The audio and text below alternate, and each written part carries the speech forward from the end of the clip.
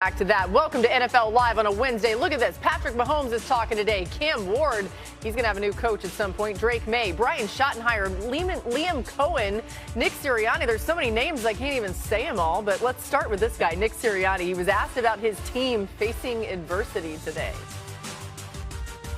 You know, adversity makes you dig down even deeper. Now this is a hungry football team and a hungry coaching staff, and I know I'm hungry. And we're looking for that even in wins as well. But that's why I say the process has to remain the same. But there are sometimes that adversities make you reach down deeper, and to me, it's like you can have two mindsets there. You can have a mindset of defeat, or you can have a mindset of get up and fix and identify issues and identify strengths and get better from it. Oh, we're so glad you're here. We got Field, we got Hawk. He's back from his international tour. More on that later on. Hawk. So glad you're back. Sir Hawk. Happy to be back. Great to be in your presence. Dan Orlovsky, Dan Graziano, two Dans, better than one. All right, Field, what has you concerned most about the Eagles' offense? Oh, man, let's see if we can get back on track here. Greg, great segment. Sunday morning fantasy football now. It's a great segment. Only Dan's The Only Dan's, yeah. Great segment. Watch it every I just assume everyone already knew. You've been on that. You've been on it. No, You have. You have. did. You just may a not guest realize spot. it. Anyways, let's talk about the Eagles' offense. I've heard Dano talk about the Eagles' passing offense. I won't step on their toes there because he's done a lot of insight, or he has a lot of insight on it already. I'm sure we'll dive into it more. A little bit concerning, though, how pedestrian the running game has been for this Philadelphia Eagles offense. You know, passing game can be a little bit more creative in concepts. Sometimes in the running game, it's just do what you do and just do it really well and better than the defense can actually defend it. The offensive line does not look nearly the same this year for Philadelphia. Saquon Barkley hasn't had the same level of production, which I think is more about the offensive line than Saquon. I don't think he's fallen off some cliff. Check out some of these numbers to kind of support how pedestrian the running game has been. Saquon is averaging just 2 yards per rush before contact. He was over 4 yards in that same category a season ago. He has yet to rush for 20 yards on a single play this season. If you go back to last year, he had 11 separate games with a 20-plus yard run. He had 11 games with 100 yards. Hasn't gotten that to any of their first 6 games. Last year, when things maybe weren't going great with A.J. Brown in the passing game, you could at least say, hand the ball off to 26, let him make some magic. Opening drive of the NFC Championship game, the Commanders control the clock. They go down, they get points on the board. Next play, Philadelphia's first offensive play, 60-yard rush from Saquon for a touchdown. That easy out, the smash button just isn't there this year right now in the running game. Yeah, 47 negative plays for this offense this year. That leads the NFL by a significant margin. They got to run it better. I think two things I'd like to see in their run game. Number one would be, unsurprisingly for me, I'd like to see Jalen Hurts a little bit under center. I'm not saying you have to completely revamp the offense. Yeah. Two, I think a lot of their run game has been a little bit too side to side for me. I'd like to just get Saquon going downhill. I think that would help their offensive line. Agreed. Minnesota defensively, the one thing that I've been surprised about them this year is run game defensively, they have not been good. They're bottom 8 in basically everything defensively. And I think the thing that's most surprising is Brian Flores, their defensive coordinator, has always been really good at putting numbers to the line of scrimmage. He's not doing it as much this year. Or some of those run game stunts or pressures that are called on first down that are really good for either run and or play action pass schemes. They haven't been called as much this year. So if there's a game that you would actually feel good if you're feeling like, let's get our run game going, it's this one, coming off of an extended break and against a defense that's not handling the run good. I thought that would be the Giants game last weekend because the Giants were allowing 140 rush yards per game prior to last Thursday night, and then it was yet I just would like to see this run game go at defenses a little bit more than this way too much. Yeah, that makes sense. I think this offense isn't playing with the amount of trust it needs to be at its best, and that's top down. That's from play caller to quarterback to receivers. There's plays out there that they're leaving because the quarterback isn't anticipating and the receivers aren't finishing. You're going to see a couple of these plays here. This is a 23-yard gain to Dallas Goedert, the tight end, but look how late that Jalen Hurts sees it. Over the middle, right? Right, over the middle. There's 2 options. It's there now. Throw it. That's when you make this throw. Look how long it takes. Goddard's throwing hands up in the middle. Jalen knows this. He feels this. He has to trust what he's feeling and not waiting to confirm it for so long with his eyes. Next, you're going to get this big play down middle. This is 2 weeks ago to A.J. Brown. This is a big play that they have to have, and Jalen is locked in on A.J. A.J. clears coverage, and he slows down once he gets past the DB. And where does this ball end up dropping? 3 yards, 4 yards ahead of A.J. Brown. He has to trust that his quarterback is going to see him down the field. And then lastly, this is 2 seams down the middle of the field, single high coverage. You know, with that single high safety running to the right, now you throw this ball now. You have to feel this. You have to know this. This doesn't take you seeing it with your eyes. This is a wide open touchdown to Smith, which these are points that they're leaving on the board. And when you talk about how you feel about this offense, this changes that narrative. This changes the feel in the locker room and in the huddle if they're executing on these plays. I think reality, too, is that's something that Jalen has struggled with for career, years. right? Yeah. Just See, that's over the middle of the field has never been kind of his comfort level passing the ball. And I think that's what we're getting to here, right? Like, we've seen enough of Jalen Hurts over the years for all the great things about him that I don't think the foundation of the Eagles offense is going to be a reliably consistent passing game with him at the quarterback position. Like, we've seen him be great, sure, but I think if that's what you are in terms of your DNA, I just don't think you're going to get consistency week to week, which gets back to the run game. And I do think they have to find ways to be more creative in the run game, because last year they had a week 5 bye and they had a big meeting, and it was like, the offensive linemen, look, we're clearing these holes. Let's let Saquon run through. Great. But they're not doing it now. Yeah. And they're not, like, whether it's because Mekhi Becton was much larger than the guy who's playing right guard this year, right? Yeah. Like, whatever it is, they're not getting those plays. So something else has to be done in the run game. Kevin Patullo, promoted from the staff, I think, with maybe kind of like a do no harm sort of mandate. I think, but he's also a guy that's been around some different systems, has his own ideas. I think it's time we saw some of it. We throw around the term the pass game is predicated on the run game a lot, but I think there's different versions of it. Like there's pass games similar to San Francisco or a Seattle right now that's predicated on the run game because of the play action element. I think Jalen and the Eagles pass game, to Graz's point, is predicated on running the football because it's building the one-on-ones on the perimeter. That's where he's by far most comfortable. That's also the way they're built, having the two guys on the outside that win one-on-ones. That's kind of how they're connected offensively. And you can avoid the middle of the field if that's a weakness. It's not been a necessity for him as a passing, quarterback or in their offense. It's a good point. They got to make some changes. The Eagles rank 30th in total offense this season. They rank top 10 in each of the previous 3 seasons in a lot of these categories. Let's get to some top stories. Let's start with the Eagles' opponent, the Vikings. Quarterback J.J. McCarthy. Graz, what more can you tell us about his status? Still working his way back from that ankle injury. He's been out at practice this week. They want to see what he can do. That's basically what their head coach Kevin O'Connell has said. Get him out on the practice field, see what he's capable of doing, check in with him every day, how he's feeling, and what he feels he can take on the next day. If he's cleared, then he'll play. Remember, the backup Carson Wentz is dealing with a shoulder injury, non-throwing shoulder, but that's limiting him as well. Washington Commanders wide receiver Terry McLaurin, they're optimistic that they could get him back this week.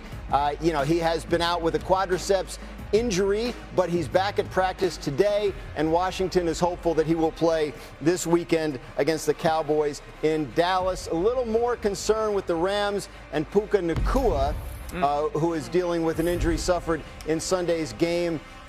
He hasn't been ruled out, but their head coach Sean McVay has said, they will consider sort of the way Puka plays in terms of, obviously this is a guy that's a very physical player.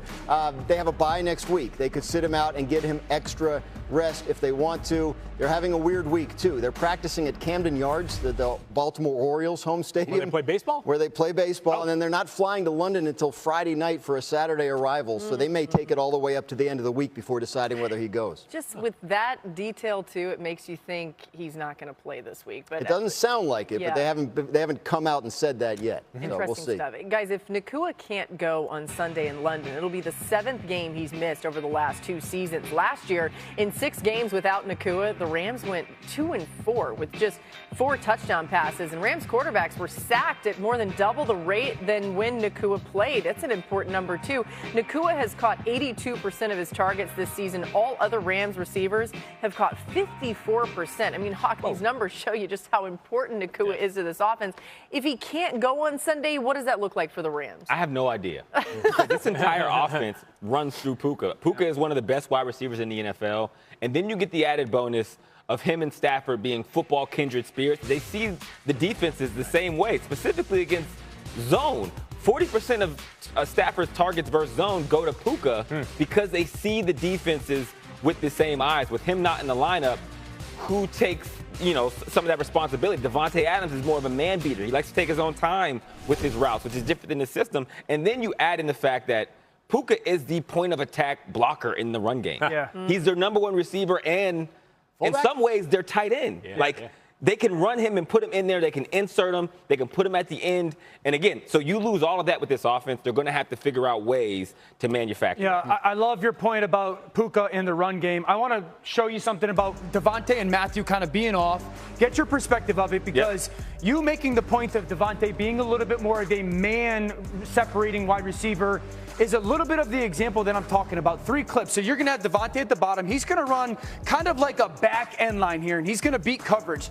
Now, I want him and Matthew to get on the same page when that happens. You're going to see him beat that safety. When he beats that safety, Matthew kind of resetting with his vision here. Now, Matthew's going to cut that ball loose. You're going to watch Devontae, once he gets out of this cut, really pay attention to, he doesn't necessarily burst out of this break because he sees all of this kind of boring green grass. He kind of anticipates easy touchdown. There's that little drift, hand up, and I would say the ball's thrown at a pretty good place. Expect him to make that catch.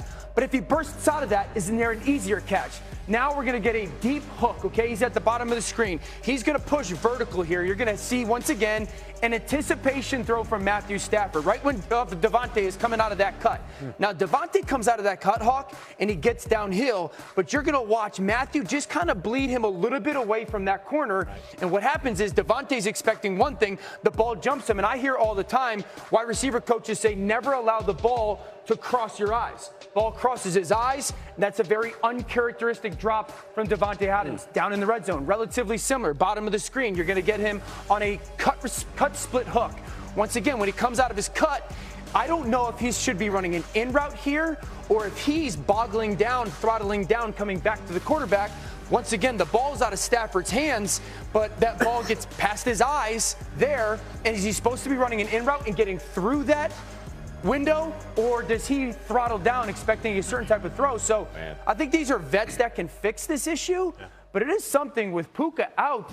They're just not seeing it the same way out of the cut almost. It's a completely different philosophy in how they coach wide receivers in this offense. So to your point on some of those plays where you're used to Puka Nacua, when he comes out of his break, it doesn't matter. You're going full speed. That's what Matt Stafford is used to. On the end breaker where he's coming downhill, since I've been a kid, they've taught, hey, protect the quarterback. When you come out of these breaks, you're coming downhill. Drifted a little upfield. On Sean McVay's offense, you take a yak angle, which is if you have him beat, it teaches you the opposite. Go upfield, and that's what will throw you because now you can catch and run. And so it's those little things and nuances that they're starting to like trying to get on the same page, but it's different than what Devontae Adams has always been taught. Yeah, there's no question. Look, personnel-wise, Tutu Atwell's a receiver they could get back from his injury this week. He's not going to be what Puka is, especially in terms of getting out there and crushing people in the run game. But they are probably going to have a couple more weapons that they didn't have last week. So obviously I have to adjust the game plan around that. Yeah, as you said, there is that bye week coming up too. So time for Puka to get healthy if he's out this week. As for the Jags, their opponent, new on NFL Live, Liam Cohen spoke today on his plans for rookie Travis Hunter. Take a listen. Scheming them open is part of it, is number one, is my job ultimately, our job as an offensive staff to make sure we're putting him in the progression and putting him in the position to be number one, as you know, and a little bit more often in some ways. And then when he is the primary, hey, we got to throw and catch. We got to make sure that we identify it, find them, be able to be at the right spot at the right time. We just had this conversation. So it's, I think it's a combination of a lot of those things that ultimately can all be controlled. Some of the dilemma there of how to manage a player like Travis Hunter. You're trying to get as many touches as possible, right? Feels like maybe the Jaguars are realizing there's a case to be made for Travis Hunter to maybe major exclusively in offense rather than defense as well. It does feel like if you're looking for silver linings, it's like a 1-to-1 ratio. Every time he touches the football, a really cool thing happens. You can see the special skill set that Travis Hunter brings to the table, but for a team that just scored 12 points last week, I think it's worth having your eyes wide open to ways that which the offense can be a bit more explosive in the passing game. Another silver lining here is, and this might not help support the cause of getting more work for Travis Hunter, the best game by far of Travis Hunter's season, Brian Thomas Jr.'s season this past week. He caught 8 of 10 targets, looked much more in sync with Trevor Lawrence, had a touchdown called back, actually, ironically, on an offensive offsides by Travis Hunter the NFL's got to stop calling these ticky-tack offensive penalties. Speaking to the crowd here, we agree. Yeah. Yeah, I mean, you saw a lot of the highlights there of Travis Hunter. That was from our Monday Night Football game against the Chiefs, where he had some great opportunities. And they had planned in that game to do like 80 snaps, 40-40 split. It didn't happen that way either. So something to keep an eye on as they try to balance all this. All right, we're just getting started on NFL Live. Titans to a 1-5 start. Despite being the least blitzed qualified quarterback this season, Ward has been sacked a league-high 25 times this year, 6 more than any other player, and his off-target rate is north of 20%, the 3rd highest mark in the league. New on NFL Live, Cam Ward spoke today for the first time since the firing of head coach Brian Callahan a few days ago. It's really not for me to say. That's not my thing in the building. My job is to play quarterback. My job is to help lead this team to win. So I'm going to support whatever decision we make. The guys in the locker room are going to support it. But at the end of the day, with coach and without coach, like, we're trying to win football games. That's the main message that, Coach Mike is preaching, and we just got to live by it and stay true to it. All right, so you draft a guy #1 overall. We've been well documented on this show talking about how good Cam Ward has been despite the results at times. And I realize those numbers we just saw maybe makes you feel a little different. But, Graz, this is about his development. So what have the Titans said about how they'll develop Cam Ward with somebody new coming in? Yeah, you can't just sort of white flag the first year of the development because you fired the head coach. So they lose the head coach and their offensive line coach, who was the head coach's father, and wasn't going to stick around. But they kept most of the rest of the infrastructure the same. The play caller will remain the same, Bo Hardegree, who it's been for the last 3 games. Mike McCoy was an offensive assistant on the staff already, so he's already been part of Cam Ward's developmental program. So I think they'll continue what they were doing, and then obviously there'll be somebody new almost certainly come in and change up the whole thing next year. But in the meantime, they feel like they can get good developmental work done. If I could talk to Cam Ward, I'd tell him watch Monday Night Football next week, because Monday Night Football, 3 out of 4 quarterbacks are Sam Darnold, Baker Mayfield, and Jared Goff, all the guys that said, hey, you're not good anymore. Right. I think the things that I'd like to see, not only this season, but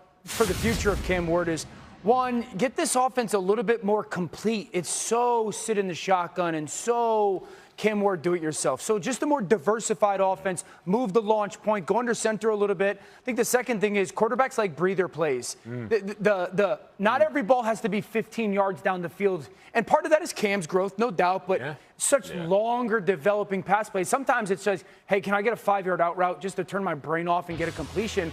And then being completion driven a little bit. I mean, Cam Ward's got 48 pass attempts this year that he's held the ball for 3.5 seconds or more. That's the most in the NFL. This is a rookie that doesn't have a ton to work with. I think that's the starting point schematically, not only this year, but the future. I mean, you have to protect him physically and schematically, to your point. You lose your O-line coach, and they weren't playing great, obviously, even before, the head coach being let go. But at the same time, it's like when you have these top picks come into organizations that have so much to fix, you put everything on their shoulders, it does hurt their development. So you have to make the game plan more simple. You have to dig into the things that he's very comfortable and confident in executing. And on top of that, you have to try to find ways to mitigate, like, him not feeling like everything rests on his shoulders. To your point, like, he can't do it himself. And for no young quarterback, you can't. You don't give a 5th grader trigonometry. No, you let them ease into it before they can master what the NFL is, which is chaos. And that rhythm will help them combat the chaos that is NFL football. I remember having a conversation a few years ago with an offensive line coach about these sort of epidemic we have right now with no good offensive linemen in the NFL, or very few of them. And he was telling me that, one of the hardest things for us field as offensive line coaches is that we draft these guys, and the first thing we got to do is untrain all the bad habits they have from playing in college football. Big, wide splits, spread offenses. These guys haven't ever gotten to 3-point stances, all these things.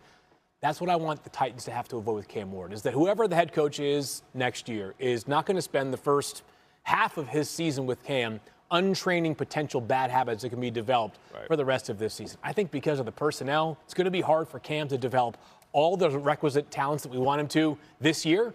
But going forward, as long as he's not doing the things, it's kind of dovetails with what Dan was saying on both point 2 and 3 there. Less 3-pointers, not getting comfortable, just trying to score 7 points on every single play.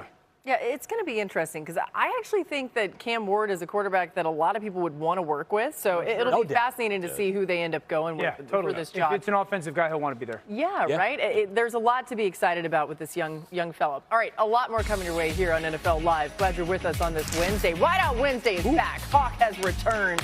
Dan and Hawk are going to talk about who's shown up, shown out, including the league's leading receiver. You don't want to miss this. Putting somebody in the Louvre. Did you go see the Louvre? Did you go to France or? I did go to Paris. Okay. I fought the urge to go with Drake London because I was coming from the UK. I like the tie. See what I did there? And because I called the game? And because you called the game. Yeah. You did it masterfully, by the way. So we're going to start with our improve it play, which is going to be a choice route. Okay, the important part of a choice route is being definitive on what you're giving a quarterback. So you're going to see here what Jackson does in this play is that he's not definitive. He has three options. He can run an out route, he can run a slant and cross face, both a man-to-man, and if it's zone, you sit it down. But at the top, he kind of inches, and Darnold throws a slant ball that could have been intercepted. Next for our remove it play, 20-yard catch, incredible shake route. But then you get a taunting penalty. Now, look, I don't think this is a good call. I am not the referee, though. We just can't have it. We gained 20 to lose 15. Let's just remove it, all right? I'm not going to lie. When I saw it, I was like, you're going to take away that route? That route was incredible. Disgusting. All right. It's the taunting that we got to get rid of. All right, let's show everybody what the Louvre is. I want everyone to see it. This is that bomb touchdown that goes for 56 yards into that offense. Beautiful throw and catch.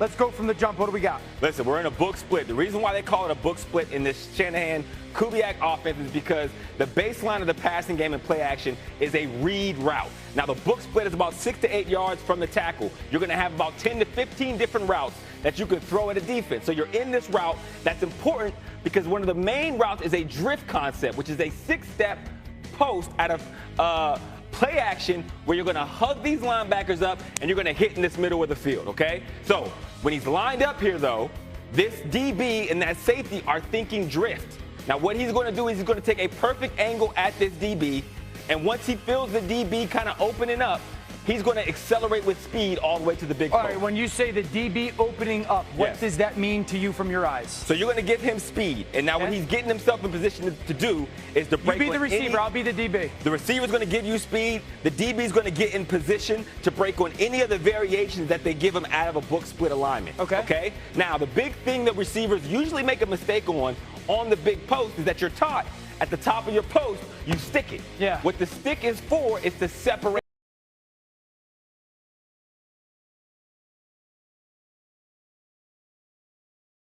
from the defensive back. All right. It's an indicator for the quarterback, and it's used to separate. Now, if you watch JSN on this play, he doesn't stick it because a fact of life in business, negotiation, and football is when you have leverage, you keep leverage. So what he does is he accelerates with speed, and instead of sticking at the top of the route, when he already has the DB in panic mode, he just continues to run to the area that the quarterback's going to throw. So you're saying because of the split, the corner is already outside. He's already gained the leverage, so he doesn't have to do that, and that's why he kind of speeds through this and there's no stick? You see no stick. So what that does, if we had his GPS up here, you would see he got up to 21 miles per hour because he did not slow down. And it turns into a straight foot race.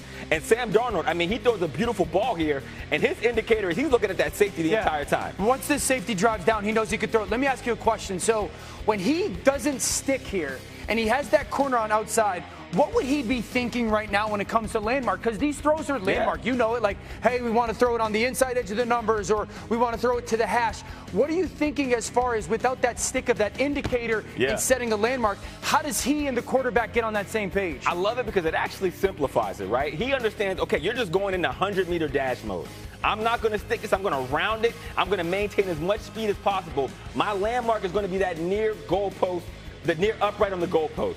And then from there, I'm going to look up, find the ball, and I know that Sam Darnold, because I am so far in front of this DB, he can place it anywhere, and I'm going to be able to redirect and make this catch. I was just going to ask you, do you like this? Because I like the fact that once JSN gets to this point, it almost looks like a cut, split, go route in a way. Exactly. And I love the fact that he kind of stays vertical, where Sam Darnold can really throw this football that way. He can bleed him in across the field. That's intentional. That's intentional because by keeping my initial part of my route wide, I'm now giving Sam Darnold all of this grass to make the decision where the best part to throw it is, and then I can run away because I've maintained my speed, and that DB is already in my back hip. Man, that quarterback receiver, almost as good as this quarterback. Top level. All right. But you know what the time it is, though, Dan? Yeah, what do we got to put our boy in the Louvre here. We need a whiteboard. We got quite the collection going here in our Louvre. Come on, where we at? Give me JSN.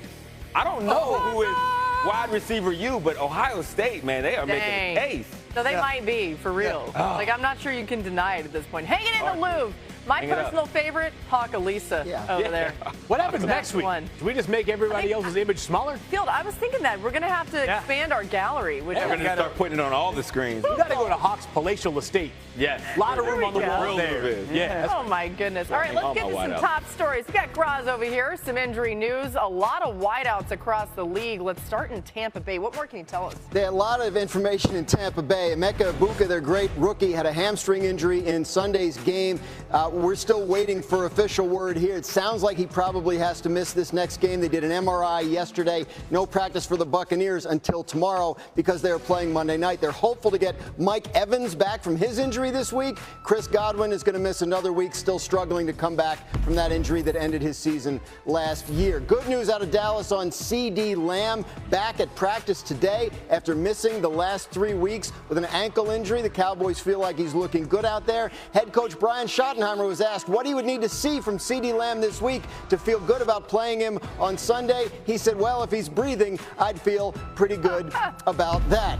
And then Rashee Rice of the Kansas City Chiefs, not coming back from an injury, coming back from a 6-game suspension for personal conduct policy violations, but he is back at practice with the Chiefs this week and expected to play and play very well when they get on the field on Sunday. Patrick Mahomes excited about having his top receiver back. The Chiefs already feel like their offense is ascending, and getting Rashee Rice will only help that more. I'm glad you mentioned Patrick Mahomes because we just heard from him. New on NFL Live. He spoke today about having Rice back with the team. He's going to be out there every single play. I mean, that's just the mentality that he has. I think it's going to be our job as teammates and coaches to kind of build him back the right way. But it's going to be hard to keep him off the field for sure. Field, what does the return of Rashee Rice bring to this Chiefs offense? First of all, something new because we did not see any of in the regular season. Rashee Rice and Xavier Worthy and Hollywood Brown on the field last year. Hollywood Brown got hurt in the preseason. Rashee Rice got hurt early in week 4. He is going to absolutely feast on targets. One thing that I think it does have the potential to do, Laura, for this offense is open up the possibility of taking the top off of defenses with Xavier Worthy more. He had the fastest 40 in the history of the NFL Combine. He hasn't played a ton this year, but he has yet to register a 40-plus yard catch. Some of that is because the Chiefs haven't been at full strength without Rashee Rice. Now you got a guy in Rice who turned 15 of his 24 catches into first downs last season. The kind of player who's excellent after the catch as well. The dimensions of this offense for Kansas City should be able to change a little bit. And for a running game that hasn't been great, the ability to be explosive can sometimes be difficult. They now have the pieces to do so. It's just what the Chiefs always do. They get find a way. Strength no matter what. No Chiefs wide receivers had 3 games with 75 receiving yards. We're back on NFL Live, where we check in on the Cincinnati Bengals, who hosted their flag football regional last week. 28 total teams participated in the event, headlined by the Athena Warriors, taking home the high school girls' crown. In the boys' 14U division, HFF took home the title. All winners of the regional tournaments qualified for a spot of flag championships held this summer. The next flag regionals coming your way this weekend, with tournaments being hosted by both the Titans and Bills. To find a league near you, visit NFLflag.com. Everybody can play. All right, time for Rookie Watch. Field is going to highlight the rookie performances you need to know about each week, starting with the rookie sensation out of New York. Yeah, Laura, some of these guys are graduating to veteran status in a hurry. But let's begin with Cam Scatterbo, the running back for the New York Giants, with 3 rushing touchdowns this past Thursday night. He is quickly becoming a legend in the New York, New Jersey area. Runs incredibly hard, that much is for sure. He's also playing a prominent role in the passing game. He's become a tone setter for this Giants offense. Played 69% of the snaps in 3 straight games. Tyrone Tracy returned on Thursday night. He was a non-factor for this offense. Cam Scatterbo figures to be the guy going forward. Biggest question with him, just holding it. He plays such a physical style of football. There are times where I wanted to maybe think about his long term. That being said, that is part of his greatness, a total factor in the running and passing game.